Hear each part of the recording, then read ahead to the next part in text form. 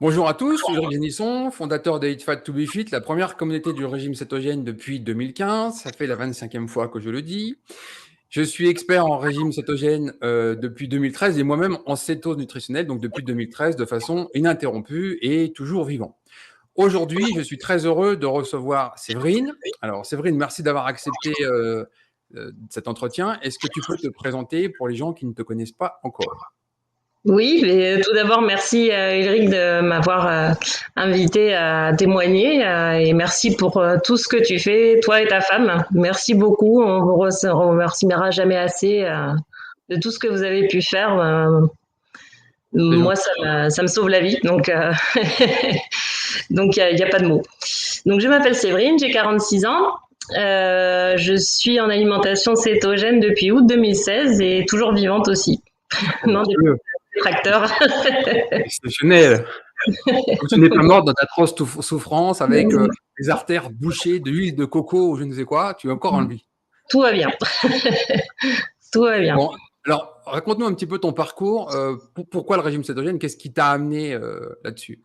Alors, moi, il y a 10 ans, j'ai été diagnostiquée d'un cancer du sein, Mhm. hormonodépendant, donc Ouais. une surproduction d'oestrogènes. Donc voilà, j'ai été traitée, rayon chimio, hormonothérapie. Et voilà, moi j'étais quand même assez jeune, on m'a quand même assez répété que du coup j'étais un patient à risque avec un métabolisme assez rapide, du coup de faire très très attention à mon hygiène de vie pour pas récidiver. À l'époque, on entendait quand même déjà vaguement que le sucre au niveau des cellules cancéreuses, c'était pas terrible. Donc bon, moi j'avais envie effectivement de trouver une alimentation pour me faire passer le goût du sucre parce que j'étais vraiment ce qu'on appelle une gueule à sucre. Hein, je mangeais que ça. Et en plus, voilà, j'avais aussi d'autres petits soucis. Je voulais booster mon immunité. J'avais la thyroïde un peu feignante depuis mes 18 ans, depuis toujours. Mhm. Des problèmes de sommeil, enfin beaucoup de choses à régler au niveau de la santé. Et je pensais trouver ça. Enfin, pour moi, la clé était dans l'alimentation. Et du coup, voilà, en cherchant un peu à éliminer le sucre de mon alimentation, j'ai commencé à atterrir sur du paléo, mais il y avait des choses qui me paraissaient pas logiques. Et du coup, voilà, en continuant à chercher, j'ai fini par tomber sur un article sur le cétogène et je me suis dit, mais c'est sûrement ça. Et voilà, en continuant à chercher sur le cétogène, je suis tombée sur votre page Facebook à l'époque. Et bon, bah là, ça a été la révélation. Je me suis dit, mais c'est ça, c'est ça, il faut ça. Ouais, depuis Et je... longtemps, tu as été là depuis le début, la création, tu étais là avant le. Au départ, c'était un blog que j'avais créé. Le blog est Oui, devenu un site. Tu nous as même aidé pour les infographies. Moi, oui. j'avais des. À un moment donné, il fallait que je crée beaucoup d'infographies pour illustrer la Céto Academy. Et tu es l'artiste qui est derrière ces infographies. Donc, je te remercie encore beaucoup. Donc, tu es là Moi, vraiment depuis le début. oui, Voilà. oui. Après, donc, nos livres, etc. Donc, comment tu as cheminé? Comment ça s'est passé? Tu découvres le régime cétogène? Comment tu mets ça en Ouais. place? Qu'est-ce que tu fais dans ta vie?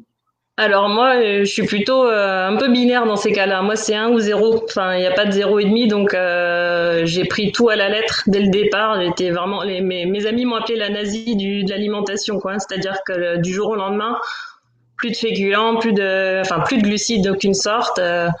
Voilà, j'ai donné tout ce que j'avais, les pâtes, le riz, tout ça. Je me suis débarrassée de tout. Et vraiment, j'ai suivi à la lettre ce que je pensais, ce que je lisais en me disant que c'était comme ça qu'il fallait faire. Donc vraiment, je m'y suis mise très très sérieusement. J'ai pas fait un pas de côté en 5 ans. Ok. Voilà. Après, j'ai commis des erreurs. Je m'en suis aperçue un petit peu plus tard, mais c'était vraiment de bonne foi. Ah, vas-y, raconte-nous comment tu mets ça en place. Donc, tu es radical, tu vires tout, tu passes sur du Je veux dire, keto. Tu fais quoi? ouais. Tu fais trois repas. Qu'est-ce que tu manges à ce moment-là, au début? Alors moi, de toute façon, le matin, moi mon repas de la journée, c'est vraiment le petit déjeuner. J'ai toujours été, je peux pas me passer de petit déjeuner. Moi, je ne comprends pas comment les gens peuvent aller travailler sans manger avant. Moi, j'en suis incapable. Donc, et du coup, pour le coup, au petit déjeuner, j'ai toujours été un peu plus salé que sucré. Parce que le sucré me nourrissait sur le moment et après, à 10 heures, j'avais toujours une espèce d'hypoglycémie, un mal de tête pas possible. Enfin bon, donc de toute façon, depuis des années, je mangeais déjà des œufs le matin, donc ça changeait pas grand-chose. Donc là, j'ai rajouté juste un peu de gras, d'un avocat, s'il n'y a pas du saumon, du jambon, peu importe. Mais moi, je mange le matin, c'est vraiment le repas le plus gros de la journée, quelque part. Après, voilà, le midi, comme c'est souvent, je mange sur place au travail, il faut que j'emmène, donc je vais me préparer. Alors moi, je cuisine pas, hein, donc je vais cuisiner, je vais vraiment amener des aliments un peu bruts que je vais manger comme ça, un œuf, Ok. une tranche de jambon. Alors j'essaie de prendre bien sans nitrite, etc. Un steak, du saumon fumé, j'essaye d'éviter. Ouais. Voilà. Au début, j'emporte aussi pas mal d'oléagineux parce que quelque part c'est mon aliment doudou. Mais bon, voilà. Maintenant, j'essaye de limiter quand même parce que c'est quand même bon, effectivement très très gras. C'est dans ton énergie, c'est-à-dire qu'une poignée de noix, ça peut tout de suite être l'équivalent de 600 kilocalories, donc C'est ça. c'est très dense. C'est-à-dire on peut en manger, Oui. mais il faut comprendre que et puis on a vite, quand c'est salé, vite le besoin de tomber dedans. Alors 100 grammes, c'est Ah, avalé complètement. en rien de temps. Complètement. Donc bon, au début, je me privais pas, je le faisais parce que je me disais que il fallait pas il fallait pas avoir envie de retourner à l'ancienne alimentation. En fait, c'était ça. Et du coup, c'est passé très bien. Moi, j'ai pas eu de keto flu comme d'autres personnes. J'ai pas eu ces symptômes vraiment Tu de. mangeais bien salé déjà à la base. Alors avant, non, pas du tout. Moi, je salais jamais, même pas l'eau des pâtes. Quand je mangeais des pâtes, j'avais même pas un truc de sel. D'ailleurs, maintenant, oui, je sale beaucoup. Mais à l'époque, non. Mais j'ai pas eu de manque au moment du switch d'alimentation parce que finalement, j'étais quand même contente. Je pouvais manger des noix, je pouvais manger du fromage, je pouvais manger. Enfin, moi, c'est des choses que j'aime. La viande rouge bien grasse. Des abats, des trucs comme ça. Moi, finalement, j'aime ça. Donc oui, il y avait des choses difficiles à supprimer, mais quand même, il me restait quand même des aliments que j'aimais beaucoup. Et alors après, Pas de frustration. Ouais. sur tes 3 repas, tu fais un dîner le soir, donc. Et il ressemble à quoi? Oui, mais alors pas forcément grand-chose. Mhm. Parce que déjà, j'essaye de manger tôt. J'essaye de manger avant 18 heures. Mhm. Bien. Et souvent à 18 heures, j'ai pas hyper faim. Donc alors souvent l'hiver, j'aime bien me faire un bouillon d'os. Et à la limite, parfois ça me suffit. Et sinon, oui, je vais me prendre du poisson. Le soir, j'aime bien. Enfin, ou quelque chose assez léger comme ça, quoi. Un peu de protéines, mais pas trop lourd à digérer. Et ma foi, ça suffit. Je pourrais presque me passer d'un repas le soir, mais j'ai trop peur d'avoir faim à 21h, 22h. C'est le risque. Je suis pas C'est un prête pour le équilibre en fait faire. en répartissant, c'est-à-dire que tu vas manger vraiment copieux encore le matin, un peu le Oui, midi, du coup, là, tu as encore au moins le un peu soir. moins faim Oui, le oui. soir, et voilà. Et Oui. en fait, c'est une répartition. Il y en a qui font ça sur un repas par jour, mais il faut vraiment être capable de manger une Oh, grande oui, quantité oui. de Moi, nourriture. j'en suis incapable hein, Voilà. de faire qu'un repas, ne serait-ce que mentalement. Je ne peux pas me dire que je remangerai pas du tout de la journée. Je suis pas prête. Non, mais je comprends, mais c'est un cheminement en fait, parce que les Oui, gens, oui. ils ont souvent pas vraiment expérimenté ce qu'est la vraie satiété, même en keto. Et tu vois, un truc bête, par exemple, c'est se servir dans une assiette versus amener des plats sur une table et remplir son assiette tant qu'on a faim. C'est pas la même chose. Les gens, en Ah fait, non. ils remplissent leur assiette. Quand ils ont fini leur assiette, ben, ils arrêtent de manger. Mais ils ne sont pas vraiment posé la question, est-ce que j'ai encore faim? Est-ce que je pourrais en remanger? Alors que quand tu as un plat que tu peux te servir à volonté, tu t'aperçois que tu peux manger plus. Bon, mais aussi, il y a des problèmes de digestion, d'estomac. Des gens ne sont pas capables de manger de très grandes quantités. Oui. Et donc, du coup, en répartissant sur 3 repas, c'est pas pareil. Bon, ça, c'est déjà bien. Est-ce que ton régime cétogène, donc depuis 2016, a évolué? Est-ce que tu as vraiment changé des choses entre le début et maintenant? Oui, voilà, il y a des choses que je mangeais au début, effectivement, que j'évite un peu maintenant, c'est-à-dire les noix, c'est vraiment à l'occasion pour me faire plaisir. Si bon, ou si j'ai pas le choix, si je vais à un endroit où je suis pas sûre de trouver ce qu'il faut pour manger, j'emmène des noix au cas où. Mais enfin des oléagineux, pas forcément des noix. Enfin ça peut être des macadamia ou noix du Brésil ou voilà, pas forcément les noix à noix. Voilà. Ça reste occasionnel. Au début aussi, je m'autorisais de temps en temps un peu d'alcool. Moi, j'aime le vin. Et en fait, je m'aperçois que c'est assez immédiat comme réaction. C'est assez inflammatoire, quoi. Tout de suite, le lendemain, je le paye assez fort, quoi. Je suis pas bien. Là, je me rends compte qu'en fait, il faut plus du tout. Et de toute façon, c'est dans le sens où toi, tu nous l'avais déjà dit, hein, mais effectivement, la bonne dose d'alcool, c'est 0, quoi. Donc là, c'est 0 et c'est encore pire chez la femme, parce que les métabolismes sont différents. Et c'est-à-dire qu'une dose d'alcool chez un homme, ça va faire une chose, une dose d'alcool chez une femme, c'est pire. Ouais. Donc, idéalement, je comprends le goût du vin, les gens, ils apprécient. Il faudrait vraiment réserver pour des très belles bouteilles une fois dans l'année. Oui, c'est ça. Mais moins il y en a, et mieux c'est. Pour moi, c'est le. Ouais. Et c'est vrai qu'au début, comme c'était entre guillemets autorisé dans tous les régimes cétogènes qu'on lisait, il y a certains alcools qui. Bon, je me disais, j'ai le droit, c'est bon. Bon, non, donc ça, j'ai arrêté. Et puis, j'ai arrêté aussi le fromage caséine A1, qui finalement me réussit pas. Ça a tendance à faire une différence entre ce qui se passe avec un produit laitier caséine A2 versus caséine A1, et tu vois la différence. Alors, ce que j'ai écrit dans l'article, c'était pas une ânerie, on est d'accord? Ouais, non, je vois vraiment la différence. Et de toute façon, moi, j'aime bien faire des tests aussi. Moi, j'ai le truc à botte là pour me piquer sur la glycémie. J'avais fait les tests de manger et de me piquer les doigts après et avant, enfin, et 2 heures après, etc. Et effectivement, les fromages, même au lait cru, mais de caséine à 1, la glycémie, elle monte, elle met un temps fou à redescendre. Et alors que finalement, j'ai refait le test et encore il n'y a pas longtemps, là, une semaine, je crois, sur la caséine A2 du chèvre au lait cru, enfin, brebis, et ça passe très bien. C'est vachement intéressant ce que tu dis là, parce que là, tu l'as expérimenté. Je ne suis pas tout seul à le dire. Donc, je rappelle juste qu'il y a 2 protéines dans le lait. La principale protéine, c'est une caséine. Et par un croisement génétique des vaches aujourd'hui, la majorité des produits laitiers sont à l'origine d'une caséine A1, qui n'est pas normalement dans la nature. Tous les animaux sont en caséine A2, et ça joue à pas grand-chose. C'est juste un ordre d'acides aminés dans la protéine. Et on s'aperçoit qu'il y a beaucoup de gens qui ont des problèmes avec des produits laitiers uniquement à cause de cette caséine A1. Et quand ils utilisent un produit laitier, que ce soit un fromage ou autre chose, avec une caséine A2, le problème disparaît. Ouais. J'ai pas de problème avec la caséine A2, donc bon, ça me fait plaisir quand même parce que j'avais du coup supprimé tous les fromages, mais je me rends compte que non, je peux quand même certains. Bon, ça fait plaisir parce que sinon ça réduit quand même vachement. Les gens qui aiment les fromages, les produits laitiers, et ce que je suis clairement, quand on te supprime ça, c'est un élément important. C'est 5 coups durs, ouais, 5 coups durs. La vie est moins fun, quoi. Ouais. Un bon comté, un parmesan, des choses comme ça. Oui, c'est ça, oui. Ouais, moi j'aime le fromage aussi, donc voilà. Le fromage, le vin, bon bah. Voilà.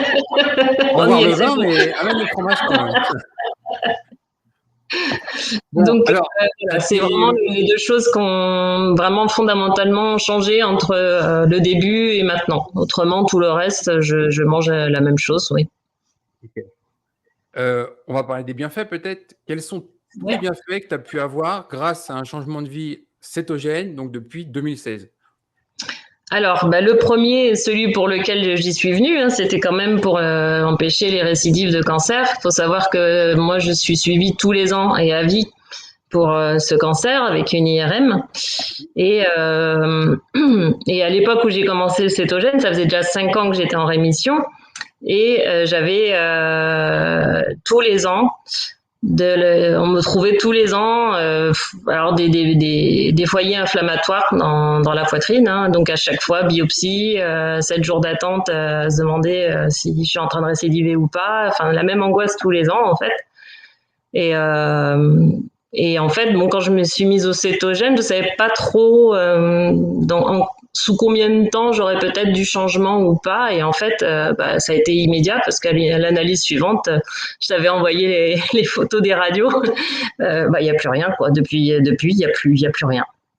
Tous les ans, j'y vais tranquille, la fleur au fusil, parce que je sais qu'ils trouveront rien. Et donc ça, c'est quand même pour moi, voilà, quoi. C'est quand même une épée ça restera toujours une épée de Damoclès, un cancer, mais quand même, là, je le vois quand même s'éloigner de jour en jour, quoi. Oui. Donc ça, c'est vraiment. J'ai bien conscience de cette épée.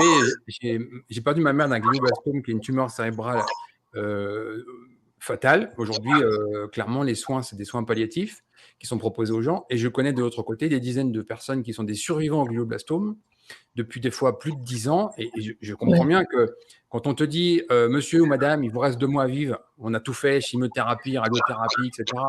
Et que finalement, vous découvrez le régime cétogène, et puis que vous êtes là depuis 10 ans, et puis tous les 6 mois, vous allez faire une IRM qui montre une masse cancéreuse stabilisée, il y a quand même toujours cette épée de Damoclès. Je connais quelqu'un qui suit une approche métabolique et cétogène depuis 22 ou 23 ans.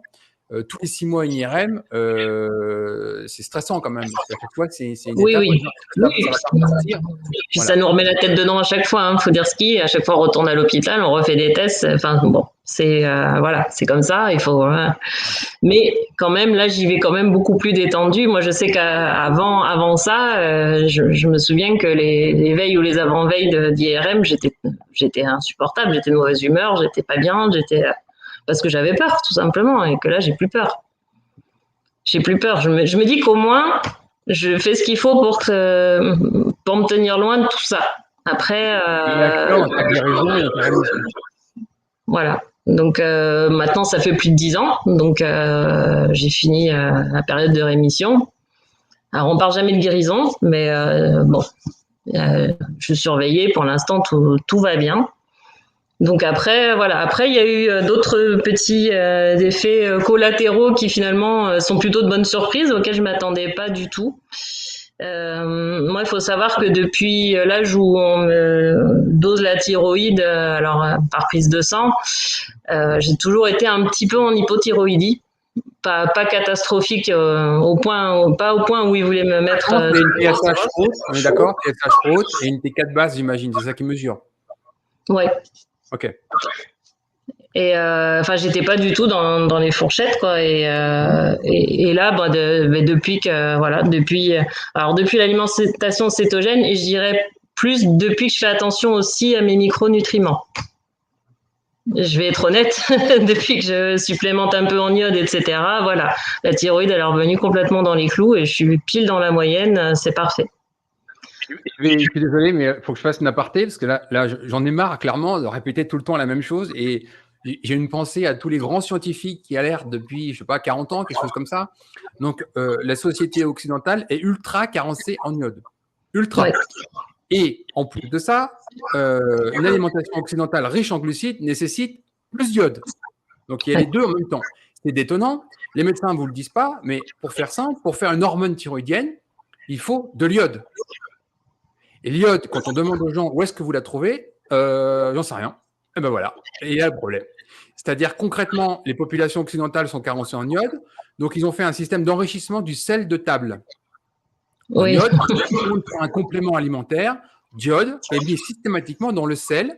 Comme j'ai fait un long article sur le sujet qui est sur le site, où il y a des trucs qui sont un peu fous, clairement, puisque chaque pays a son système et ses dosages. Par exemple, il y a des différences énormes entre l'iode qui est dans le sel en Israël, parce qu'ils ont leur corps, et l'autre côté aux États-Unis, où ils sont dans l'autre sens.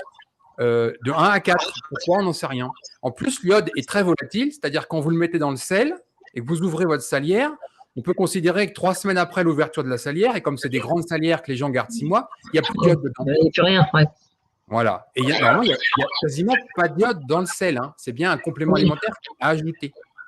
Oui, donc, je pense que c'est à dose minimale. Et à côté de ça, les gens ne savent pas où trouver de l'iode dans les aliments. Et habituellement, en Occident, on mange très peu d'aliments riches en iode. C'est du coup une carence, mais alors systématique. Les femmes enceintes sont ultra carencées, les enfants sont ultra carencés, la femme est encore plus touchée que l'homme, et on a vraiment de vrais problèmes d'apport insuffisant en iode. Et un des micronutriments majeurs pour se prémunir du cancer du sein, c'est l'iode. Ouais. Et ça, on n'en parle pas. Alors, on va dire aux gens, mettez un ruban rouge, un ruban rose, lutter contre le Ouais. cancer. Et de l'autre côté, on se J'en remet peux sur plus. des grandes campagnes. Pitié les gens, arrêtez avec ça. Préoccupez-vous de la science. La science, ça fait des décennies qu'elle alerte. Alors, il y a deux grands deux minéraux importants qui sont l'iode et le sélénium, qui marchent ensemble et qui fonctionnent tous les deux pour la thyroïde. L'iode pour T4, sélénium pour T3, mais le sein en a vraiment particulièrement besoin. Et aussi la vitamine D. Il y a longtemps que j'ai publié une étude qui mettait en évidence qu'avec des niveaux élevés de vitamine D, donc des niveaux appropriés, des niveaux de santé, c'est juste 80% de cancer du sein en moins. C'est scientifiquement démontré. Faudrait faire quelque chose là, parce que la science, elle nous l'a dit il y a longtemps. Arrêtez avec vos rubans roses, mettez un peu le nez dans la science et mettez le nez un peu dans ce qu'il y a dans votre assiette. Voilà. Donc je voudrais vraiment marquer le coup parce que avec des choses simples qui ne coûtent pas cher, vous avez moyen de faire quelque chose. Mais c'est ça, et arrêtez de prendre du lévothyrox, j'ai envie de dire aussi. Enfin, C'est un des médicaments les plus prescrits au monde. C'est gros business là. oui. Oui, mais bon, c'est une grosse catastrophe surtout. Oui. Et en plus, on peut avoir une T4 qui est à peu près dans les clous, une T3, une T4 en fait, pour faire simple, dans les hormones thyroïdiennes, c'est l'hormone de stockage, pour faire simple. Et l'hormone effective, c'est une T3. Et pour passer de T4 à T3, il faut du sélénium. Et on ne dit pas aux gens manger du sélénium. Où est-ce que vous trouvez du sélénium dans votre alimentation? J'en sais rien. Je ne sais pas. Voilà. Et alors, ce qui est rigolo, c'est que le sélénium est dépendant de la terre, c'est-à-dire les micronutriments dans la terre. Et une des zones du monde les plus carencées en sélénium, c'est l'Europe. L'Europe, oui. Alors, aux États-Unis, on a beaucoup de sélénium. On a même des endroits où il y a vraiment trop de sélénium. Même les animaux sont. Parce que l'iode, si on en a trop, c'est pas trop un problème. Par contre, le sélénium, c'est un vrai problème parce qu'il peut s'accumuler dans le corps. Ah oui. Donc, il faut des Bah, c'est une niveaux toxine. appropriés. Ouais. Voilà, il y a une protéine qui s'appelle les sénoprotéines. Et s'il y a des niveaux trop élevés, ça peut être même. Il y a un vrai syndrome, il y a une vraie maladie. Par exemple, les chevaux ici, qui sont sauvages, ils ont des problèmes de sabots qui se fondent en deux. Ah oui. Et ça, c'est un problème d'apport en sélénium dans les sols, quoi, dans les herbes qui poussent naturellement. D'accord. Parce qu'aux États-Unis, il y a certaines zones très riches en sélénium. En Europe, c'est exactement l'inverse. C'est très, très pauvre en sélénium. Ouais. Il faut considérer l'iode, sélénium et vitamine D. Absolument Bah, indispensable. c'est ça. Micronutriments. C'est pour Ben, ça que c'est j'étais ça. toujours axé sur régime C'est cétogène, vrai. bien C'est vrai formulé que moi, et riche en ouais. micronutriments. C'est une chose que j'avais pas forcément intégrée au début de mon régime cétogène. Enfin, je dis pas, enfin, régime, plutôt alimentation, parce que Ouais, régime, c'est vraiment une notion temporaire. de temporaire, exactement. Donc, c'est quelque chose, oui, je le voyais bien, enfin, je sais que toi, tu en parlais beaucoup, de faire attention aux micronutriments, que le diable est souvent dans le détail, etc. Mais j'avoue que, bon, j'y comprenais pas grand-chose et que ça me passait du coup un petit peu au-dessus. Et en fait, bon, le jour où j'ai commencé à vraiment m'y intéresser, j'ai compris à quel point, déjà, c'est intéressant. Il y a un côté un peu, enfin moi, il y avait un petit côté un peu magicien, quoi, d'essayer de rééquilibrer tout ça. Et puis finalement, ça nous amène à découvrir plein de choses, quoi. Donc j'ai compris plein de choses et du coup, j'ai pu effectivement corriger au moins ce petit problème de thyroïde juste en changeant des choses dans mon alimentation. Ça, moi, je pensais même pas que c'était. En fait, j'avais pas conscience de tous les bienfaits de T'imagines l'alimentation. pas, c'est pas fort. Hein. Attends, tu vois, la thyroïde est centrale. Je te donne juste un exemple, vraiment un exemple pour que les gens comprennent la cascade de problèmes. C'est-à-dire, tu as à peu près aujourd'hui en Europe, selon mes critères à moi, 95% de la population carencée en iode, selon les critères officiels, 80%. Quand tu n'as pas suffisamment d'iode, tu n'as pas suffisamment d'hormones thyroïdiennes. Quand tu n'as pas suffisamment d'hormones thyroïdiennes, tu te retrouves souvent avec des cas d'hyperperméabilité intestinale. Ouais, C'est-à-dire les jonctions serrées ne sont pas assez serrées et tu as des choses qui passent dans la circulation sanguine. Et c'est comme ça que tu déclenches tes pathologies auto-immunes. ouais.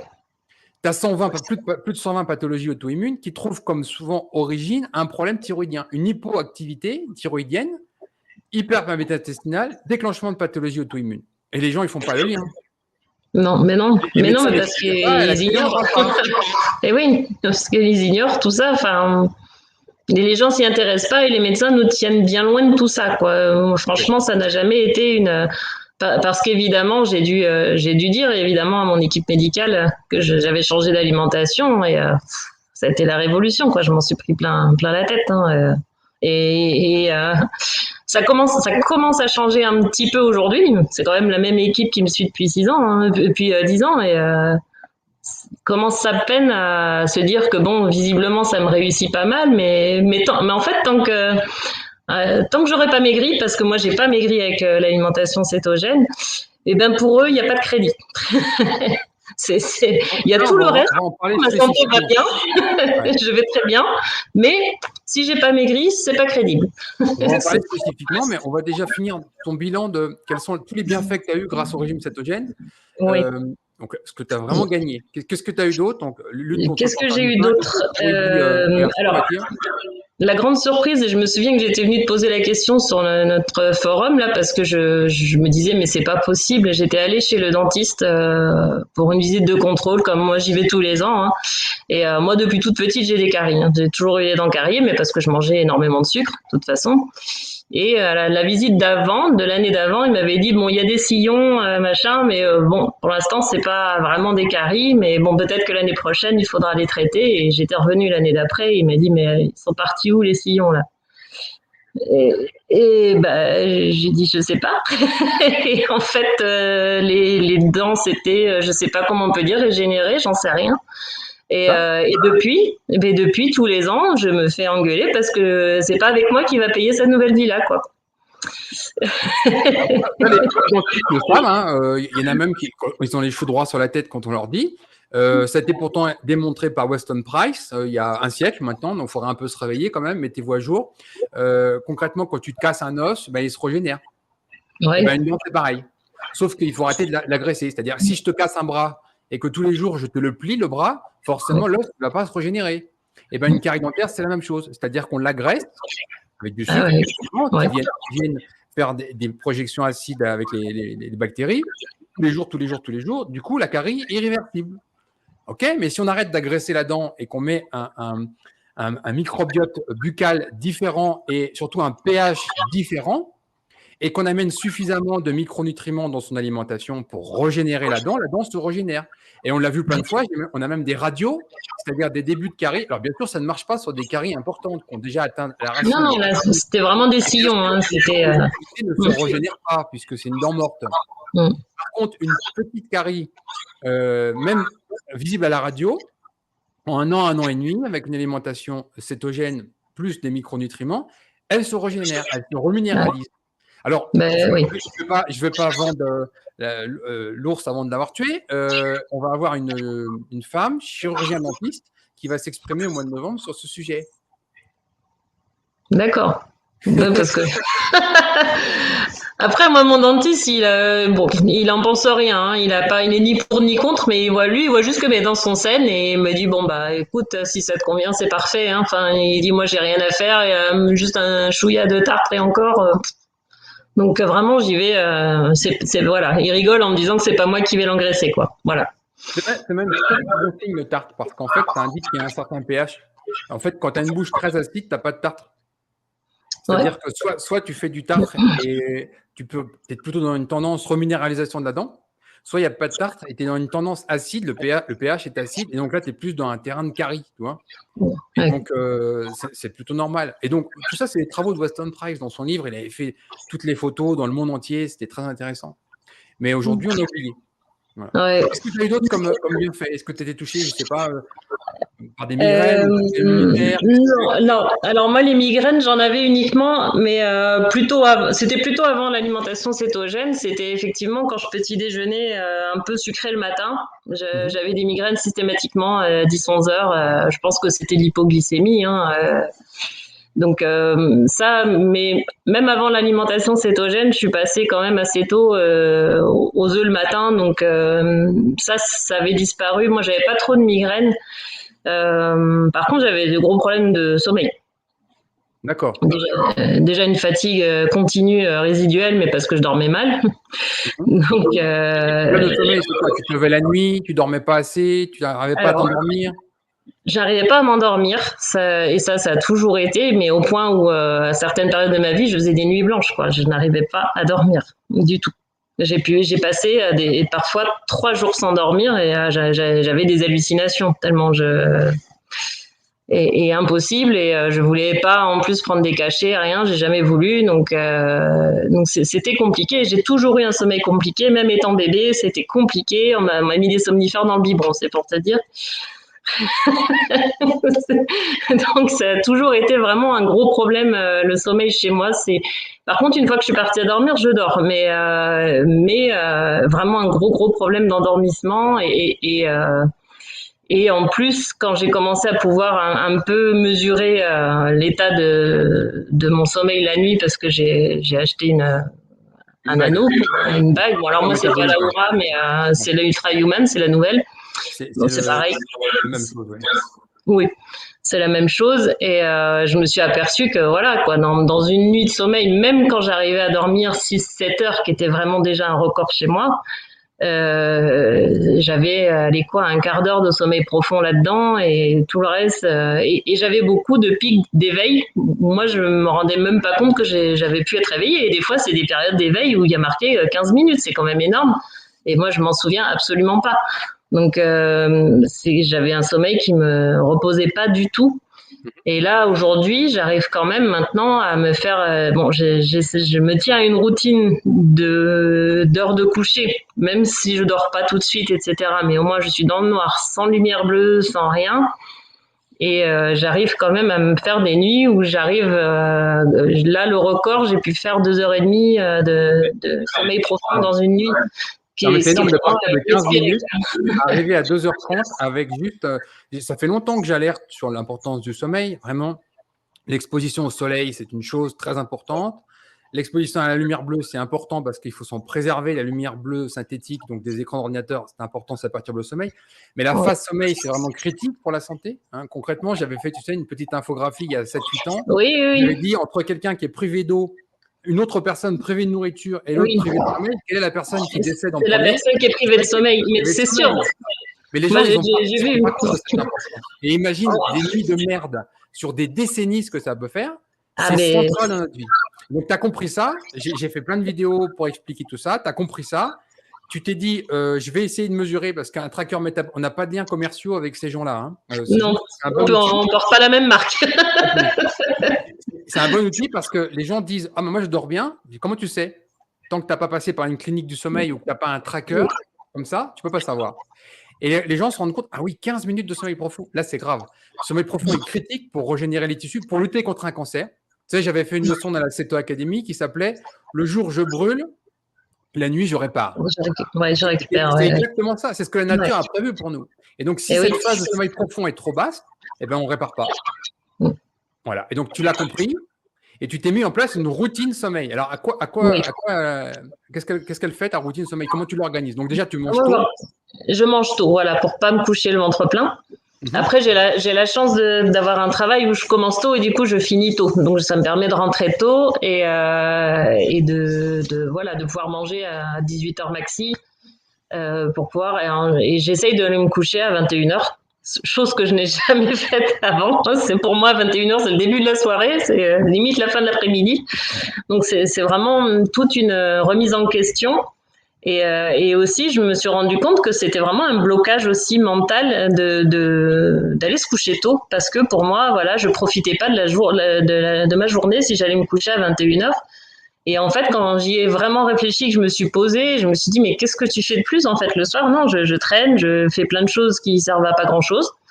Je regarde des bêtises à la télé sans même les regarder parce que ça m'intéresse même pas.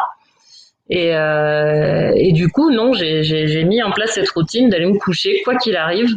Si je suis là à 21 heures et sachant que je me lève à 5 heures, ça me fait entre guillemets une nuit de 8 heures si j'arrive à m'endormir tout de suite. Mais surtout, voilà, je me mets dans le noir et même le matin, j'évite vraiment l'exposition tout de suite aux lumières fortes, etc.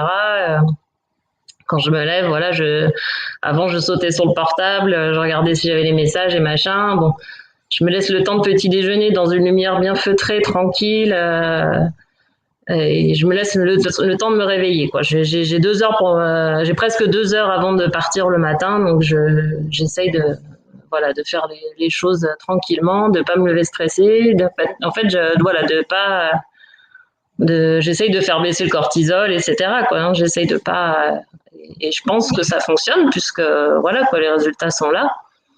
Donc ça déjà, voilà, c'est 46 ans de mauvais sommeil derrière, quoi. Enfin, C'est central.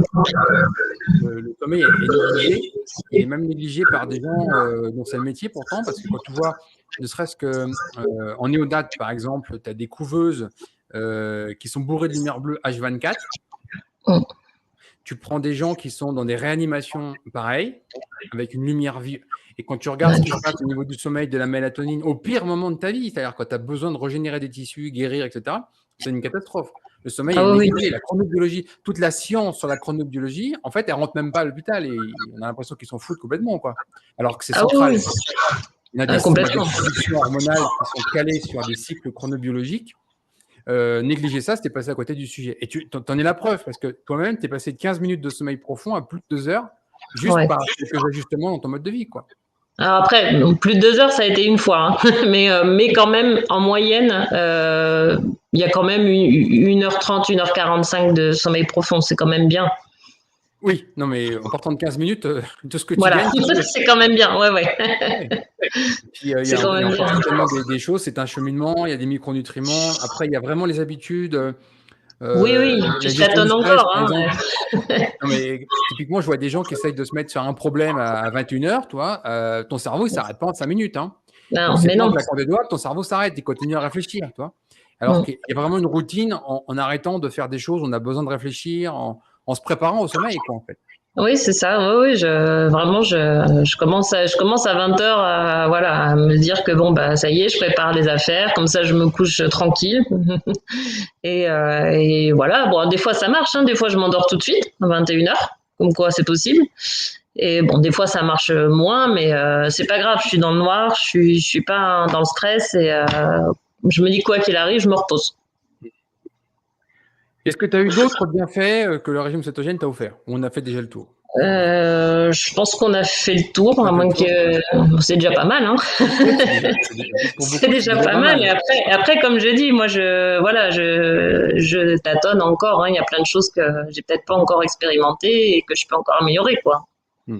Alors maintenant, si tu veux, parce que je sais qu'il y a un gros sujet dont tu veux parler, tu veux parler de, entre guillemets, ton échec de perte de poids Ouais, grâce au régime cétogène. Alors, ouais.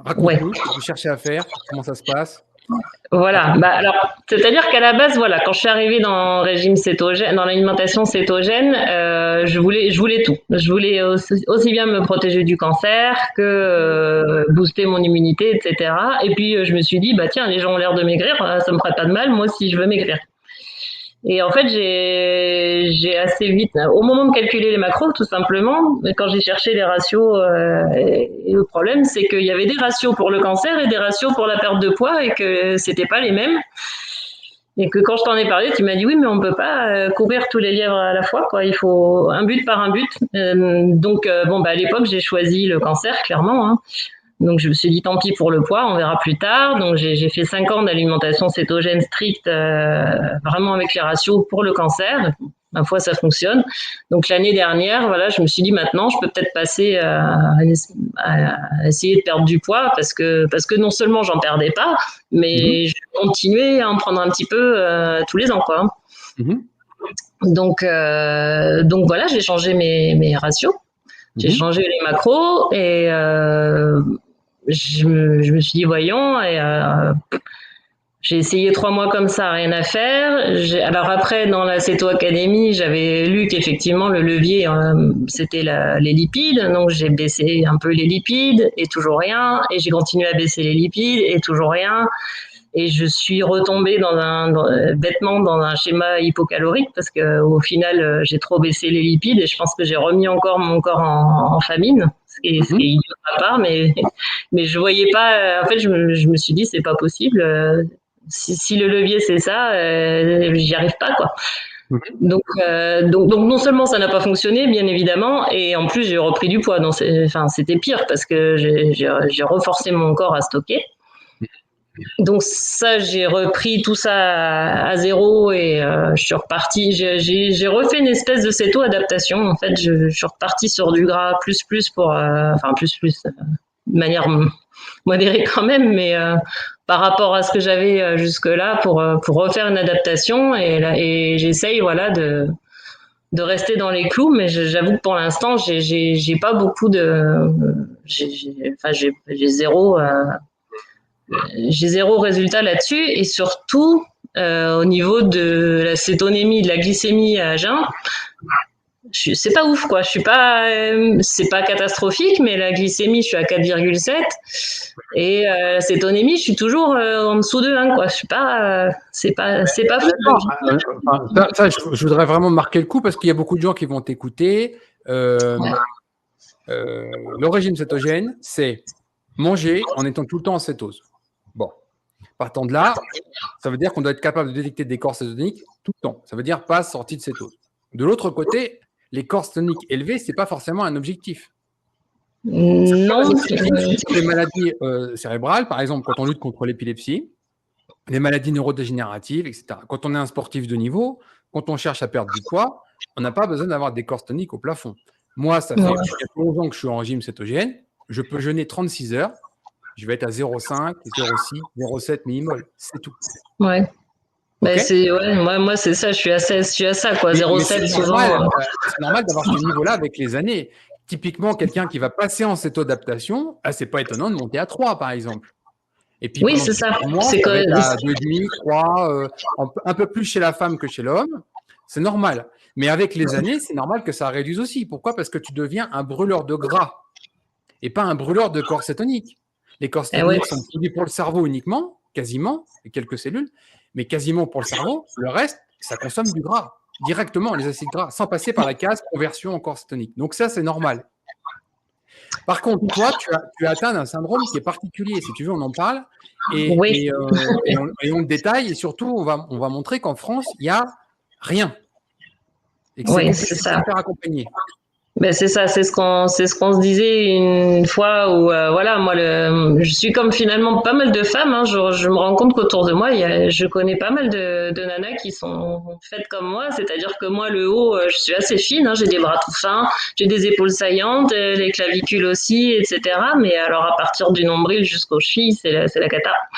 c'est le double quoi. Enfin, tout est stocké dans le bas du corps quoi.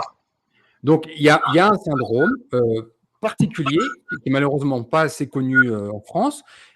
Aux États-Unis, beaucoup plus. D'ailleurs, moi, j'ai la chance de vivre à Boulder, au Colorado. On a une des fondatrices de ce mouvement-là qui essaie d'aider les scientifiques à faire de la recherche, d'essayer des molécules, etc. Donc, Siobhan Huggins, qui habite à Boulder, elle a fondé l'Epidemia Project, ici à Boulder. Et donc, tu as atteint un syndrome qui s'appelle un lipodème. Un lipodème, il y a son pendant aussi qui s'appelle lymphodème, pour faire simple. Alors, le lipodème touche quasiment à 99% que les femmes, pas les hommes. Et c'est donc des amas graisseux qui se font sous la ceinture, qui peuvent toucher les fesses, les hanches, jusqu'aux pieds. Les pieds ne sont pas concernés. Ouais. Non, mais voilà. Juste au-dessus. Aussi l'arrière des bras, en plus. Mais jamais le tronc. Jamais le tronc, jamais l'abdomen. Donc, c'est un syndrome particulier parce que ce n'est pas juste que de la graisse, c'est de la graisse qui est dans un tissu cicatriciel. Et ça a été prouvé, on sait que maintenant, 11% des femmes américaines en surpoids sont touchées par ce syndrome. Concrètement, c'est des millions de personnes. Ben oui. Et ce n'est pas à considérer simplement comme une obésité ou un surpoids. C'est une graisse spécifique dans un tissu cicatriciel spécifique. C'est-à-dire que si on affame ces personnes, on leur donne vraiment rien à manger, cette graisse-là ne part pas. Elle n'est pas disponible par l'organisme. Ah ouais. J'ai pu le constater. Voilà, j'ai fait beaucoup de régimes dans ma vie et même quand j'ai perdu du poids, je me suis toujours desséché le haut là, mais rien en bas. Jusqu'à l'extrême, on te dit voilà, on va te donner des compléments alimentaires et de l'eau, tu jeûnes pendant des mois. Ça marche pas. Ça marche pas non plus. Ailleurs, et cette graisse-là reste inaccessible. Non, mais c'est pour bien faire comprendre ça aux gens. C'est pas juste une fainéantise parce que tu sais pas manger. C'est un syndrome et il a un nom. Oui. Hein, et c'est un vrai handicap parce que même pour faire du sport, tu vois, moi, il y a eu une époque où je m'étais mis à la course à pied pour essayer de maigrir.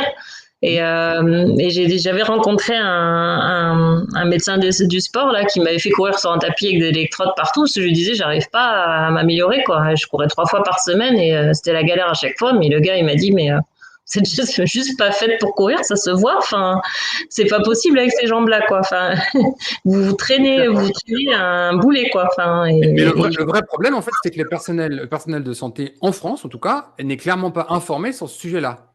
non. Il n'y a rien. Parce que Ah les non, gens, ils te mettent dans la case surpoids ou obésité. exactement. C'est pas un sujet, c'est pose la fourchette et on en reparlera. C'est ça. Alors que c'est techniquement impossible. Donc, je voudrais en parler un petit peu parce que donc il y a des études cliniques sur le régime cétogène et le lipodème. C'est efficace. Qu'est-ce que ça fait? Alors déjà, bien sûr, ça fait perdre un peu de poids parce qu'il y a des gens qui sont déjà en obésité et qui Ouais. ont ça en plus. Donc, ils Oui. perdent en fait la graisse qu'ils ont en trop, mais qui est accessible. Ouais. Ensuite, il y a une réduction massive de l'inflammation parce que là, on a beaucoup Oui. d'inflammation. Oui. On a des fois des plis cutanés qui vont s'enflammer. Ça va jusqu'aux escarres, des choses comme ça qui n'arrivent pas à se guérir. Oui. Donc là, le régime cétogène peut aider. Mais après, alors pour moi, là, il y a un peu moins de science, mais on commence à en avoir. Ça s'inscrit dans un syndrome qui s'appelle le syndrome d'Ehlers dans l'os. Et on est sur de l'épigénétique, c'est-à-dire tu sais qu'il y a une couche génétique, il y a une couche épigénétique. On intervient et l'épigénétique, on peut la modifier, en particulier avec des micronutriments et des vitamines. C'est-à-dire, pour faire simple, il y a une sorte de résistance à certaines vitamines. La mutation clé, c'est MTHFR. Donc, MTHFR, pour le savoir, il faut faire un séquençage génétique, c'est-à-dire qu'il faut mesurer les polymorphismes. Alors, c'est un peu compliqué, ce que je dis là, mais chaque personne, si tu veux, c'est un peu comme une surcouche génétique où on intervient avec des interrupteurs on-off. Alors, là, c'est on, là, c'est off, etc. Et donc, on a, par exemple, une résistance à l'acide folique. Ces personnes-là, MTHFR, et MTHFR concerne 30% de la population en Occident. Donc, une mauvaise métabolisation de l'acide folique. Il faut passer sur du méthylfolate. Donc, il y a plusieurs vitamines comme ça qui ont été mises en évidence sur le syndrome d'Ehlers dans l'os. Et ce syndrome particulier de tissu cicatriciel où il y a des adipocytes dedans, donc le lipodème, vient s'inscrire dans Ehlers dans l'os. Donc, il y a des choses à faire. L'exposition à la lumière rouge marche. Il y a déjà des études là-dessus, mais en France, c'est impossible. Ici, aux États-Unis, tu prends un abonnement $90 par mois et tu y vas autant que tu veux. Mais oui, mais ici, il n'y a personne. Ouais. En France, il n'y a rien, forcément. Les caissons hyperbares ont déjà fait aussi des choses. Il y a des vitamines à intégrer en très forte dose. Il faut se faire accompagner éventuellement par des médecins ou des gens qui savent ce qu'ils font, mais c'est des doses massives. Ces compléments-là, ils n'existent même pas en Europe. La vitamine D est très importante. La mélatonine, donc on en revient au sommeil et l'exposition au soleil, très important. Donc il y a des choses à faire, mais il faut du personnel formé. Et ce que je veux dire, vraiment, je veux le souligner, c'est pas une obésité, c'est pas un surpoids qu'on peut gagner grâce à juste un régime cétogène, c'est un problème épigénétique à la base. Ouais. Donc, l'idéal, c'est de l'éviter parce qu'il y a un déclenchement initial quand même à cause de l'épigénétique. Ça arrive souvent à l'adolescence, c'est la femme. Oui, c'est ça. C'est ce que j'allais dire. Moi, ça a été l'adolescence. J'ai commencé à 12 ans à prendre de la graisse ciblée à cet endroit-là, et puis ça n'a jamais arrêté, quoi. Exactement. Donc on peut au moins.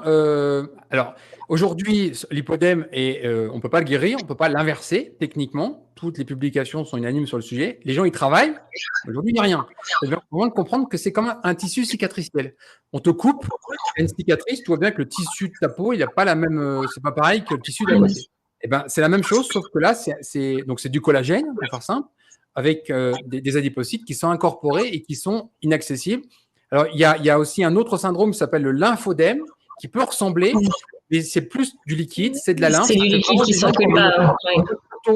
Tu vois des fois des femmes, je me balade dans la rue, je regarde au niveau du mollet, ça se voit, ça fait vraiment une jambe droite, un gros mollet. Là, c'est du liquide, c'est pas de la graisse. Mais c'est un peu similaire parce que ça concerne aussi que le bas du corps. D'ailleurs, souvent, les gens qui s'occupent de l'hypodème s'occupent aussi de lymphodème parce que c'est un peu similaire. Mais c'est à différencier avec l'obésité. Voilà. Ouais, mais enfin oui. Alors après, oui, c'est sûr, mais esthétiquement, pour nous, enfin en tout cas, pour celui qui le vit, c'est de l'obésité. C'est pas la même chose, et c'est surtout que voilà, qu'on trouve personne à qui en parler, quoi, parce que le corps médical s'en fout complètement. Déjà, moi, mon équipe médicale, ils ne jurent que par le fait que je survis au cancer et que c'est bien. Et le reste, ils s'en foutent, hein, clairement. Hein. Pour eux, c'est pas grave, c'est inesthétique, mais c'est pas grave. Oui, mais alors, et je comprends, mais il y a certains stades. En gros, au niveau clinique, ils ont créé 4 stades. les stades 3 et 4, il y a des vrais. Vous avez des gens avec des plis cutanés, vous avez la peau qui pourrit vraiment. Ouais, oui, bon, j'en suis pas là, Non, non, mais mais oui, mais j'ai vu des photos de gens, effectivement, en cherchant un peu sur Internet, des donc, cas extrêmes où vraiment. il faut considérer qu'on ne peut pas juste dire que c'est esthétique parce qu'à la fin, ça se termine. Et puis c'est surtout que ça ankylose, on finit par plus pouvoir marcher. Exactement. Enfin moi, je sais que mes jambes, c'est vraiment mon boulet, quoi. C'est un poids pour moi, je me les traîne. Il y a pas Oui, d'autre mot. ouais. Mais je veux vraiment, vraiment, vraiment exclure ça de la simple obésité, de la simple perte de poids. C'est un syndrome particulier. Ça s'appelle un lipodème en France et c'est indépendant de l'obésité. Ouais. Voilà. Oui, donc voilà, c'est peut-être ce qui explique pourquoi la perte de poids ne fonctionne pas. Voilà. Tu peux t'affamer comme tu veux. S'il y a juste la nourriture ou juste le sport ou juste ce que tu veux, tu peux marcher 50 km par jour. Ça ne changera rien pour ça. Non, ça Il y change a quelque rien. chose au C'est niveau ce que je fais. épigénétique et il y a des choses à faire par contre au niveau des micronutriments, ça c'est clair. Mais réduire ce tissu cicatriciel qui est une protéine, c'est du collagène, c'est pas des lipides, si tu veux. Les lipides, ils sont à l'intérieur, mais à la base, tu as un tissu cicatriciel Oui. qu'il faudrait réduire par autophagie. Alors, certaines études, ils montrent que la liposuction, donc on retire tout en même temps. Certaines personnes, c'est très grave. Bon, voilà, moi, je suis plutôt contre la chirurgie, mais ça a Mais été je me dis utilisé. surtout que moi je me dis surtout que ça risque de revenir si on refait, Exactement. si on trouve pas la cause. Ça c'est comme les liposuctions tout court, quoi. Enfin, si L'épigénétique, en fait, c'est un on enlève codage. la graisse et qu'on continue à manger, ça revient. Hein. L'épigénétique, c'est un codage, c'est un logiciel. Donc, si le logiciel n'est pas bon, ça Voilà. continue à produire le même problème. Il y aura, voilà, ce sera un Mais échec, un double échec. on peut intervenir sur le logiciel, on peut intervenir sur MTHFR, on peut intervenir grâce à des micronutriments. Mais ça, c'est de l'épigénétique. En France, c'est juste la préhistoire, ce que je dis là. Il n'y a même pas d'organismes qui font les séquençages. Moi, quand j'habitais en France, j'envoyais mes analyses aux États-Unis. On peut en envoyer au Luxembourg, en Belgique, ils font des choses aussi. Mais en France, c'est le désert, quoi. Il y a 30 ans de retard. Mesurer des polymorphismes en France, et en plus, il faut savoir les analyser parce que des polymorphismes, tu vas en avoir des centaines de milliers. Et tu fais quoi avec ces chiffres-là? Il faut savoir les Mais c'est ça. analyser. Et ce que j'avais expliqué dans la Ceto Academy, j'ai fait un module spécial génétique et épigénétique où j'ai proposé des solutions pour les gens que ça intéresse. Et on a cette possibilité de dire, voilà, là, on a un système qui traduit ces données. Est-ce que vous avez une allèle, deux allèles? Est-ce que vous êtes prédisposé pour ça ou pour ça? Et là, c'est du big data, quoi. C'est des centaines de milliers de références. Ouais. Il faut que je trouve. Il faut que je fasse un séquençage et que j'arrive à trouver. Et si tu as une confirmation de MTHFR, il y a des choses à faire. Il faudra se rapprocher de personnes compétentes. Il y a des choses à faire avec des micronutriments. Pour moi, pour faire simple, je vais essayer de résumer ça parce que c'est assez complexe l'épigénétique, mais pour faire simple, c'est comme une forme de résistance aux vitamines. C'est-à-dire, quand au niveau épigénétique, tu as une mutation sur le VDR, qui est le récepteur de la vitamine D, et ben, les gens qui ont cette mutation génétique ont besoin de plus de vitamine D qu'une personne normale. Ouais. Mais on arrive à avoir le même effet avec plus de vitamine D, juste pour le VDR, par exemple. Et c'est comme ça que le célèbre protocole Coimbra du neurologue Coimbra, le brésilien, fonctionne sur les pathologies auto-immunes. Et on a une mutation sur le VDR et les gens, ils vont te faire un Hashimoto, ils vont te faire un Crohn, ils vont te faire une sclérose en plaques, etc. Et en apportant des doses massives de vitamine D, on se retrouve à contourner le problème de résistance à la vitamine D de la mutation du VDR. Mais ça, il faut le mesurer, il faut le savoir. C'est comme ta bague, en fait, avec ton sommeil. Oui. Quand tu fais ton séquençage, tu sais, tu as les données. Et après, avec une personne compétente, les gens peuvent te dire il faudra augmenter telle vitamine ou la prendre sous forme. Par exemple, il y a une différence entre le méthylfolate, le folate méthylé par rapport à l'acide folique. Quelqu'un qui a une mutation du MTHFR va très mal absorber l'acide folique, qu'on trouve d'ailleurs partout, même dans la nourriture, ils sont capables de déverser ça. Et à côté, il faudrait une version méthylée. Donc, le méthylfolate fonctionne très bien sur le MTHFR. Mais ça, il faut un professionnel qui est informé là-dessus. Ouais. Donc, je voudrais te rassurer, c'est pas ta faute, c'est pas un mauvais arbitrage du régime cétogène, c'est un syndrome particulier qui doit être pris en charge de façon singulière. Oui, bah, après, bon, je m'en doutais un petit peu parce qu'effectivement, à chaque fois que j'ai fait des régimes dans ma vie, c'est toujours le même problème, hein. J'ai maigri, j'ai beaucoup perdu du poids, hein, mais jamais dans les jambes. Ça, mais quand même, comme je savais qu'il y avait des choses que j'avais pas tout essayé dans le régime cétogène, je voulais quand même m'assurer avant que j'avais fait tout ce qu'il fallait. Et là, voilà, là, je suis arrivée effectivement à un stade où ben, je sais plus quoi faire. Enfin, Tu n'es pas seul. Concrètement, tu n'es pas seul et je suis sûr qu'il y a beaucoup de femmes en particulier, parce que c'est un syndrome qui touche quasiment que les femmes, qui vont te regarder et qui ah vont te oui, dire oui. « Ah mais moi, je suis dans son cas. Ah mais Ils j'en ne vois savent tout le même temps. pas le Moi, nom de ça la me fait pathologie. » concerner, je regarde les gens et j'en vois, mais oui, une femme sur 10 à plus Voilà. ou moins haute dose, hein, mais quand même, les jambes poteaux, c'est quand même très très courant. Hein. Et c'est négligé complètement. Ah, complètement. Complètement. Mais c'est pas une maladie d'homme. C'est ça, c'est possible. Oh, bah oui. Il y a beaucoup de choses qui sont négligées en France. Malheureusement, Aussi, ouais. voilà. Donc, je mettrai le lien de Siobhan avec ce qu'elle fait aux États-Unis, mais c'est en anglais, mais elle fait un super boulot. Oui, Elle mais fait c'est des pas grave. conférences, etc. Elle est en Oui, keto, elle est en keto carnivore depuis des années, ouais. euh, et elle essaye de fédérer des gens et de faire des conférences spécifiques sur ça. Alors, c'est pas une Ouais, conférence bah, sur l'obésité, hein. C'est une non, non, conférence qui est pour le public même. bah, ça m'intéresse, oui, je vais aller voir. Ouais. Ouais. Voilà, l'anglais, c'est pas un souci, donc je vais aller voir. Ouais. Je vais essayer de prendre contact aussi, si c'est possible, je sais pas. Oui, oui, ils font des conférences en ligne, je crois de mémoire, ils ont une sorte de système où tous les 2 mois, ils font une conférence en ligne avec plusieurs intervenants pour donner des témoignages, pour donner l'état d'avancement de la science. C'est vraiment un sujet spécifique, Ouais, clairement. Voilà. ok. Voulais-tu ajouter quelque chose d'autre, Séverine, ton témoignage, partager ton expérience pour Non, avoir fini? bah écoute, je pense que on a fait en grosso modo le tour, quoi. Hein. Moi, je vois effectivement que du positif à l'alimentation cétogène. J'ai pas de soucis. Alors après, oui, bah comme tout le monde, c'est un peu plus compliqué socialement. Moi encore Alors, plus avant parce que tout, l'expérience sociale, as-tu perdu des amis, de la famille? Comment ça s'est passé? alors j'ai perdu personne parce que j'ai un peu de caractère et que je m'impose, mais bah, j'avoue que ma famille me suit, mais parce qu'ils n'ont pas le choix. Enfin, clairement, hein, ils sont franchement pas d'accord avec ça, mais pourtant ils voient bien que je vais bien.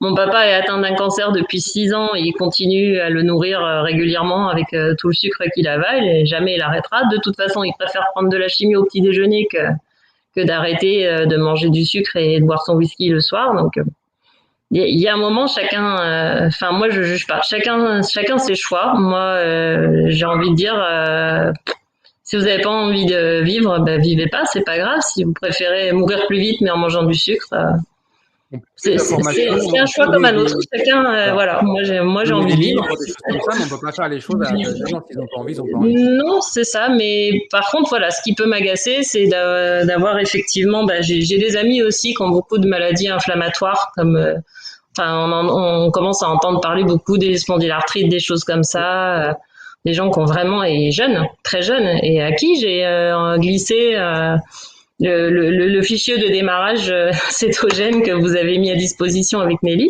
Voilà. Et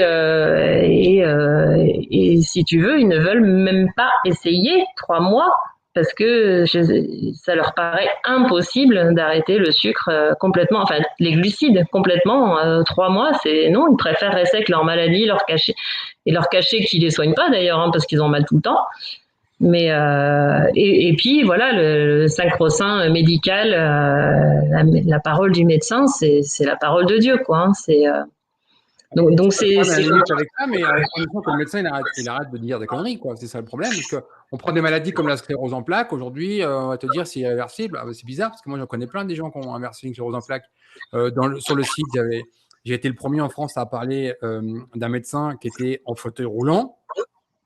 Et le docteur Terry Walls, qui a écrit un magnifique livre sur le sujet, et en 18 mois, qui s'est sorti de son fauteuil roulant, et elle a même créé son propre protocole, qui est à la base un régime cétogène, plus une densité en micronutriments pour remyéliser la gaine de myéline. On sort les gens du fauteuil roulant. Donc, faut juste Ben oui. être violent, mais il faut sortir les doigts du cul. Clairement. Mais c'est ça, chacun est acteur. Mais c'est ce que j'ai envie de dire à chaque fois. Je dis, mais qu'est-ce que ça vous coûte d'essayer? Essayer 3 mois, c'est quoi 3 mois dans une vie? Ça peut, au pire, c'est quoi? Ça marche, ça marche. C'est ça le. Soit ça marche pas, mais si ça marche pas, de toute façon, ils n'ont rien perdu. Et si ça marche, c'est que du bonus, en fait. Mais non, Il non, n'y a pas c'est de risque, en fait, fou comment c'est il ancré. n'y a pas de risque à manger du chou, des haricots, de la viande, des œufs, du fromage, du poisson. Enfin, il est où le danger? Alors, en fait, je pense que dans l'imaginaire collectif, alors au début, quand je parlais d'alimentation cétogène, les gens voyaient du camp, Ah le ouais, hyper protéiné. probablement. Alors là, je me suis fait flinguer parce que les reins, machin, etc. J'ai dit non, c'est pas du camp. Du camp j'ai fait, c'est pas la même chose. C'est pas du tout la même chose. Donc voilà. Et maintenant, quand je leur dis, même encore aujourd'hui, quand je parle que je mange pas de glucides, ils confondent avec pas de gluten, qui est pas du tout Oui, la même chose non plus. Donc, oui. Avec des protéines, on part vraiment de loin, quoi. Les bases de la maternelle sont pas. On est encore au niveau prêt à modeler, là. c'est ça. Et puis voilà, comme les médecins sont pas d'accord, ben forcément, moi je fais un peu office de l'illuminé de service qui fait jamais comme tout le monde et voilà, après, moi, honnêtement, moi, ça me pose aucun problème d'aller au restaurant avec mes amis. Et par exemple, la semaine dernière, moi, en entrée, j'ai pris un os à moelle grillé. Bon, ça, c'est pas le choix de tout le monde. Après, j'ai pris un steak tartare au couteau et une assiette de fromage. Et moi, j'étais heureuse avec ça. Et tout le monde se désole parce que je mange pas de dessert. Bah oui, mais non, je mange pas de frites. Bah non. Mais avec le steak tartare, je veux dire que ça suffit amplement, quoi. Hein. T'as pas faim. C'est triste, hein. Franchement, c'est malheureux. Moi aussi, je vois plein de gens pour lesquels enfin, plein de personnes pour lesquelles je sais que le régime cétogène pourrait vraiment améliorer les choses, qui traînent des pathologies depuis longtemps. Mais c'est ça, ouais. Et on peut rien faire. On peut dire, voilà, tu sais, au fait, Allez, des fois, je donne des études, hein. Clairement, moi, j'ai des ouais, gens qui me voilà. disent, voilà, telle personne a un problème, genre cancer du sein, par exemple. Est-ce que tu as des études à me donner? Pas de problème. Je fais un fichier zip, 12 études PDF qu'il peut imprimer et qu'il peut donner à son médecin. Parce que lui, il est censé savoir lire ça. Et les gens, mais c'est 9 fois sur 10. Ah, mais c'est même pas en français. Pourquoi je veux pas lire ça, hein. Ah, bah, de toute façon, si c'était vrai, ça se saurait. Oui, Si alors c'était vrai, ça, oui. ça se saurait. D'accord. Donc, si ça ne se sait pas, c'est que ça n'existe pas. Donc, ça veut dire que ce que je te mets sous le nez, ça n'existe pas. D'accord. Qu'est-ce que tu veux faire contre des. C'est des aveuglés, c'est des illuminés, c'est des religieux, en fait. Hein. C'est surtout que même, enfin, j'en suis quand même la preuve vivante. Enfin, je veux dire, plus je leur montre mes radios, je leur dis, mais regardez, moi, j'ai plus rien, tout va bien. Enfin, vous voyez bien que non, non, pour eux, c'est la médecine qui a fait son œuvre, quoi. Bah non, non, non, la médecine, elle m'a laissé avec de l'inflammation. Je suis désolée. C'était compliqué, hein, le sortir de l'hormonothérapie. Physiquement, j'étais pas au top, hein, voilà. Hein. Je veux vraiment remonter contre un paquet de médecins qui sont même vraiment irrespectueux parce que j'avais publié un témoignage de Christophe Cancard sur notre site qui lutte contre un glioblastome depuis 11 ans maintenant. Et quand j'avais publié ça, il y a un médecin qui m'est tombé dessus. J'ai caché son nom, mais je peux le publier, où il a mis clairement, c'est bien parce qu'en plus, au lieu de crever simplement de son marqué crever hein, dans le texte, au lieu de crever de son glioblastome, en plus, il va crever de faim. Et il a rajouté, ça devait forcément être un de vos amis naturopathes qui avait fait le diagnostic du glioblastome. Bien sûr, c'est courant que ce soit les naturopathes qui font des diagnostics cliniques. Les naturopathes qui le font. Oui. Ils font des radiothérapies et ils font des chimiothérapies, les naturopathes. C'est bien connu. Bien sûr. Voilà. Et ça, c'est aujourd'hui le climat que les malades ont en face d'eux quand ils sont malades. Je suis désolé, c'est pas respectueux. À la limite, moi, je dis rien contre. Moi, je suis pas croyant, hein, mais si quelqu'un me dit, je suis allé à Lourdes et je me suis guéri, ok, bah c'est bien. Enfin, on peut pas contester ça. Si quelqu'un va à Lourdes avec une IRM et un cancer métastasé et qui revient et qu'il n'y a plus de métastase et de cancer, bah, on peut pas nier qu'il s'est passé quelque chose. Je suis pas croyant et je dis pas qu'il faut aller à Lourdes, hein, mais à un moment donné, il faut arrêter de nier l'évidence. Quand on comprend pas des choses. Mais que ce soit le pouvoir de l'autosuggestion ou quoi que ce soit, peu importe. Là, on dit on comprend pas ce qui s'est passé. On sait pas ce qui s'est passé, mais ça s'est passé. Ça s'est passé, voilà. Voilà. Mais là, rejeter en permanence tout ce qui n'est pas validé par l'industrie pharmaceutique, par Big Pharma, c'est-à-dire une chimiothérapie, une radiothérapie ou ce qu'on veut, c'est pas respectueux des malades. Et il Mais y a tu des sais, gens qui se sentent seuls face à tout ça, parce que typiquement des gens, par exemple, qui sont en régime cétogène et à qui on dit on va vous perfuser avec une solution glucosée, ouais. qu'est-ce que je fais avec ça, quoi, concrètement? Et Et j'ai moi, interviewé le docteur ils me l'ont Dugassi il y fait a alors quelques que jours. j'avais demandé à être perfusée avec une solution saline et je me suis réveillée, bah, c'était du glucose. Voilà, concrètement, donc c'est pour ça qu'on a besoin de personnel de santé formé et informé et bienveillant sur le régime cétogène, parce que pour ces pathologies-là, seul, c'est compliqué. Ouais, c'est compliqué et en plus de ça, ça me rappelle que déjà à l'époque où je soignais mon cancer, je me souviens que, enfin, il y a des produits qu'on m'injectait. Alors on n'explique jamais à quoi ça sert. Hein. On t'injecte un tas de choses et en plus c'est toi qui dois te les auto-administrer. Hein, donc comme c'est toi qui te tues toi-même. Et il y a quand même un produit que je supportais vraiment très mal et j'en avais parlé au médecin et il me disait oui bon c'est pas grave. Bon. Et j'avais fait beaucoup, beaucoup de recherches. J'ai passé des nuits à traduire des trucs et machin. Et je me suis aperçue qu'en fait, le rapport risque-bénéfice de cette partie du traitement, en tout cas, était à 5%. C'est que dalle. 5% de chance de survie. Oui. Pour tout ce que je souffrais à côté, c'était vraiment. Et donc, j'ai dit au médecin, je refuse de continuer à prendre ça. Donc, j'ai arrêté. Alors, je me suis fait tuer, mais par tout le monde, évidemment, ma famille, mes amis. Je me suis fait traiter de suicidaire par mon oncologue, hein, quand même. Et finalement, j'ai été convoquée donc à Bergonier, qui est quand même le centre anti-cancer de Bordeaux. C'est eux qui prennent les décisions, il faut le savoir. C'est eux qui décident pour toute la région. Mhm. Et finalement, ils ont étudié mon cas et ils ont dit que finalement, oui, c'était pas la peine, que j'avais bien fait d'arrêter. C'est quand même, c'est formidable. On vit une époque formidable. Et le docteur Laurent Schwartz, ça fait 30 ans qu'il se bat pour ça. Ça fait 30 ans qu'il montre que les traitements aujourd'hui conventionnels du cancer n'ont quasiment pas augmenté l'espérance de vie, 9 fois sur 10. Il n'y a que chez le cancer de l'enfant où particulièrement ils ont fait des progrès, c'est-à-dire que ça a vraiment aidé. Mais sinon, chez l'adulte, rien. On voit, j'ai vu encore passer un papier il n'y a pas très longtemps, 85% d'augmentation du cancer sur les 30 dernières années. Donc, faut pas me dire qu'il se passe rien. Et le système ne se remet pas en question, étudie pas d'autres Ah non. solutions. Et il y a Non, mais beaucoup en d'argent fait, en jeu. Voilà. la réponse qui m'avait été apportée quand j'avais dit, mais alors pourquoi vous me l'avez prescrit, c'est le protocole. Voilà. Tout le monde se réfugie C'est le derrière un protocole. protocole, d'essayer Vous avez d'éparpiller la tel personne. type de cancer, et ben nous le protocole c'est ça, le mode d'emploi. Hein, en gros Mhm. c'est ça. Il faut donner ça, ça, ça, et vous avez eu les trois. Et bon effectivement dans votre cas on voit bien que c'est pas forcément nécessaire. Jamais il m'avait rencontré avant. En plus il diagnostique et il donne des médicaments à quelqu'un qu'ils n'ont jamais rencontré. C'est compliqué. Et moi, je l'ai expérimenté en accompagnant ma mère face à tout ça à Paris, la Salpêtrière. J'ai vu comment ça se passait de l'intérieur. Et le parcours du malade n'est pas simple. Vraiment. Ah non, c'est pas simple, il faut être solide mentalement, quoi. Hein. Oui. Faut avoir du caractère, faut savoir dire non, parce que n'importe qui, enfin moi je sais que mon père en premier, il aurait fait son traitement est terminé, quoi. Il se serait jamais posé la question de s'il fallait le prendre ou pas, si le médecin a dit, il prend. Mais c'est compliqué, hein. Il y a quand même des grosses périodes où on doute, on se remet en question, Oui. on se demande si on est dans le vrai aussi, parce On est que souvent seul. Oui. Oui, oui. on est vraiment Ouais. seul, quoi. Hein. Ouais.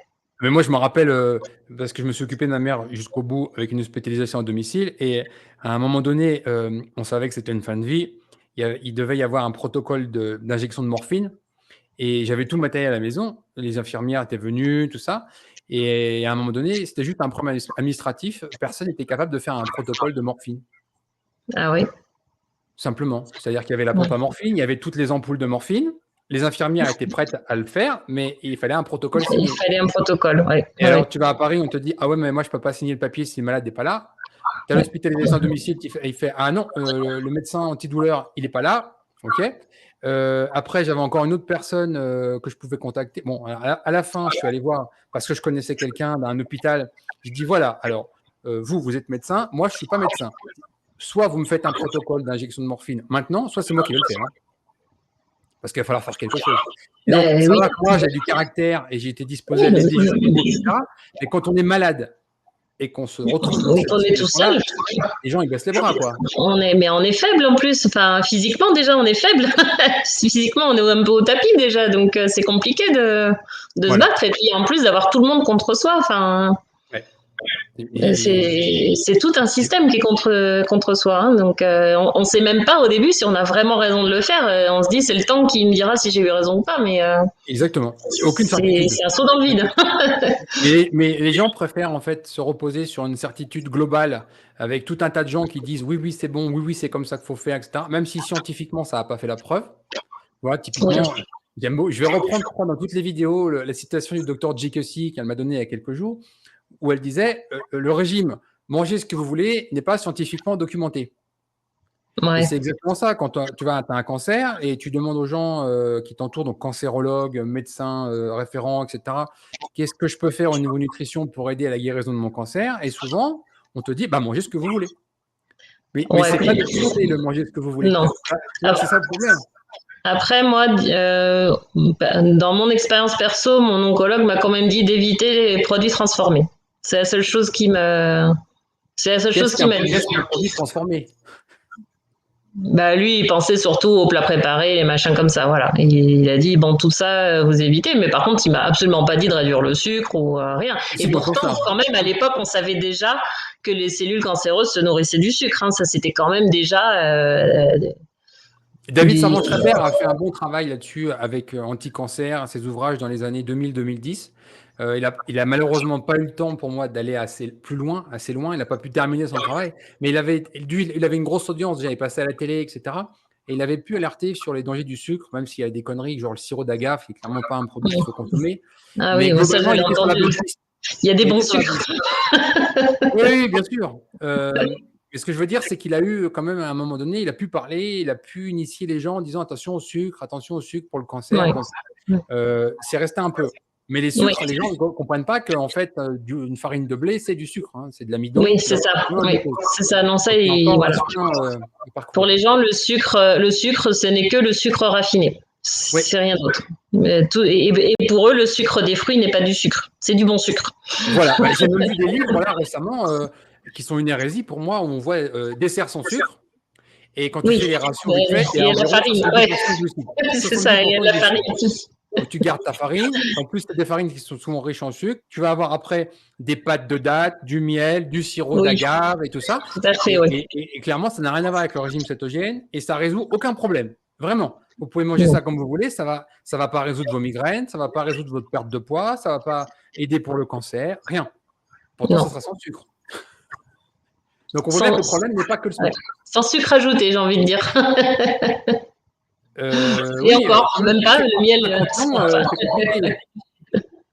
Tu prends un sirop de glucose inversé qui est beaucoup utilisé dans les pâtisseries industrielles, c'est Ouais. du glucose, hein, c'est pas du C'est sucre. du glucose, oui, de toute façon. Oui.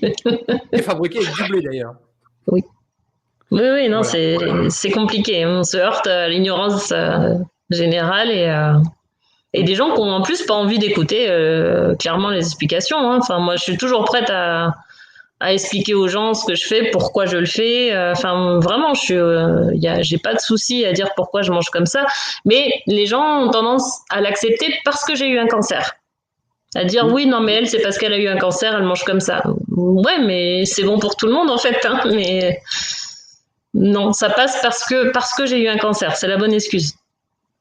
Mais c'est surtout qu'en fait, c'est l'état de santé, la nutritionnelle, c'est l'état normal pour un être humain et c'est de ne pas l'être qui n'est pas normal.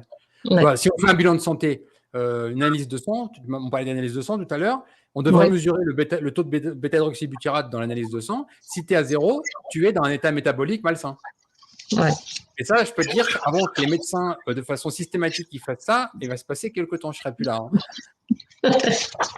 Moi non plus. Voilà. Est-ce que tu voulais ajouter un mot de la fin bienveillant pour tous les gens qui hésitent au régime cétogène qu'est-ce que tu veux leur dire? Oui, oui, oui. Bah, moi, j'ai envie de dire aux gens, voilà, tous les gens qui ont des maladies un peu bon, inflammatoires. Hein, de toute façon, le cancer, ça part d'une inflammation aussi. Hein, toutes ces maladies un peu inflammatoires, toutes ces arthrites, ces spondylarthrites, toutes ces choses-là, il y a une solution naturelle qui existe qui vous coûte rien. Essayez-la, essayez 3 mois, 6 mois s'il faut. Et je vous promets que déjà en 3 à 6 mois, vous verrez déjà une différence. Et en plus, si moi j'ai pu me sevrer du sucre alors que vraiment c'était ma base de nourriture, bon, tout le monde peut le faire. Moi aujourd'hui, je ne fais même pas de dessert céto, je n'en veux pas. Pour moi, c'est absolument pas nécessaire et j'en suis au point où je mange même plus les tomates cerises parce que c'est trop sucré, quoi. Donc vraiment, essayez. On est tous acteurs de notre santé. Il y a des choses à faire et à pas partir sur de la médecine et pas partir sur un fatalisme en disant c'est comme ça et je vais prendre des cachets toute ma vie. Non, il y a des choses à faire. Essayez. C'est vraiment ça que je dis. Pour moi, ça a fonctionné et voilà, c'est à vie. Je conçois pas revenir en arrière. Prochain témoignage pour les 20 ans. Voilà. Merci beaucoup pour ce riche témoignage, Séverine. Ben, avec plaisir. Et puis rendez-vous dans 10 ans alors. Merci. Merci. À bientôt. À bientôt.